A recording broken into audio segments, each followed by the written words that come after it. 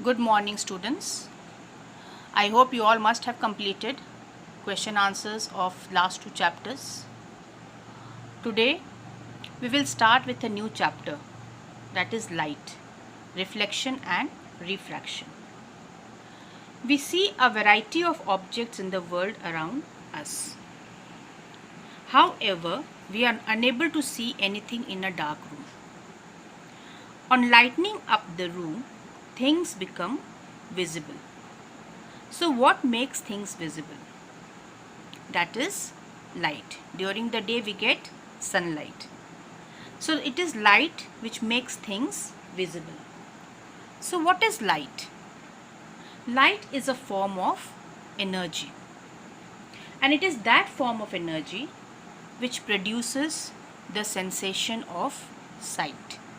I repeat, light is that form of energy which produces the sensation of sight. So how light makes us see things around us? So students, what happens when the light falls on the object? Suppose it is sunlight. So when sunlight falls on an object like a chair or a table or any other object, then some of the incident light is returned back or reflected back by the object. The light returned back or reflected by the object enters our eyes. And this reflected light, when received by our eyes, enables us to see things around us.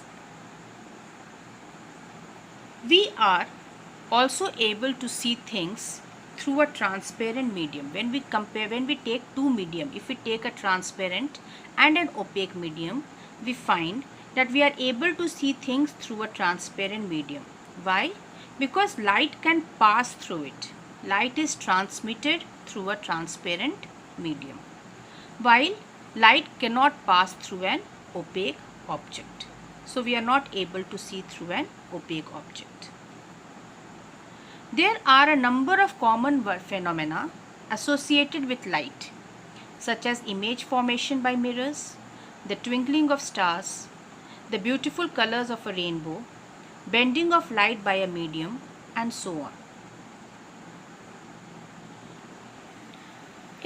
In this chapter, we shall study the phenomena of reflection and refraction of light using the straight line propagation of light. As you all know, you all have studied in the previous class also, that light always travels in a straight line. How do we know this? Suppose that when sunlight falls on a solid object like a building, a stone or a blackboard, etc., a shadow of the object is formed behind the solid object or an opaque object. This shows that light travels in a straight line. Light traveling in a straight line is represented by rays of light. Now what is a ray of light? A ray of light is represented by a straight line having the sign of an arrow on it, which denotes the direction of propagation of light. In this chapter, we will be using the term ray of light, beam of light very frequently. Then what is beam of light? It is a group of parallel rays of light emitted by the source of light, which is called a beam of light. Now, what is reflection of light?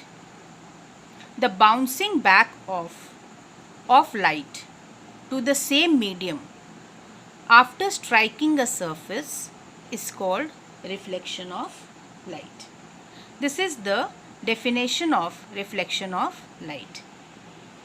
Now then, what is a reflector? A surface which reflects the light is known as a reflector. All polished surfaces are good reflectors, and silver metal is the best reflector. The most commonly used reflector is a plane mirror.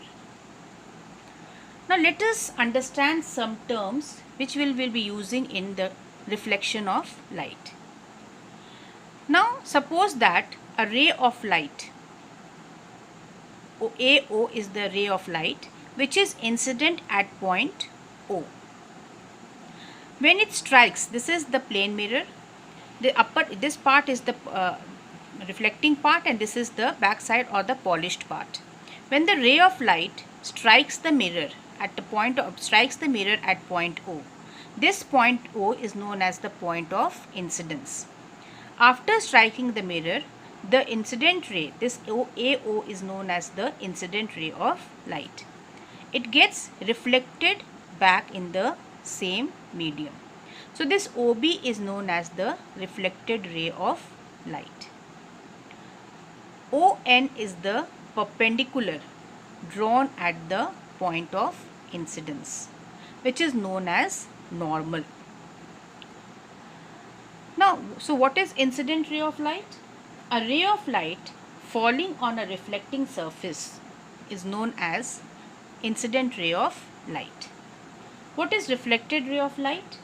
A ray of light which is reflected back by a reflecting surface is known as reflected ray of light. A perpendicular drawn on the reflecting surface at point O. So this is known as point of incidence. At the point of incidence is known as the normal to the reflecting surface. Now what is this I? This I is known as the angle of incidence. So what is this angle of incidence? The angle of incidence is the angle between the incident ray and the normal. It is known as angle of incidence. It is denoted by angle I. Similarly, what is angle of reflection? The angle between the reflected ray and the normal to the point of incidence on the reflecting surface is known as angle of reflection. It is denoted by angle R. Now, the reflection of light from a surface obeys certain laws called laws of reflection. There are two laws of reflection. First, the angle of incidence is equal to the angle of reflection. That is, angle I is always equal to angle R. Second, the incident ray, the normal to the mirror at the point of incidence, and the reflected ray all lie in the same plane. So students, laws of reflection are not applicable only for the plane mirror. It is applicable to all types of reflecting surfaces, including spherical surfaces. So if we take these two curved surfaces, okay, then also the laws of reflection is good for this type of spherical mirrors also. Here you will see that incident ray is reflected back. So angle of incidence is equal to angle of reflection. Here again angle of incidence is equal to angle of reflection. So laws of reflection are applicable to all types of reflecting surfaces, including spherical mirrors, plane mirrors, etc. So students, for today this much only. Thank you.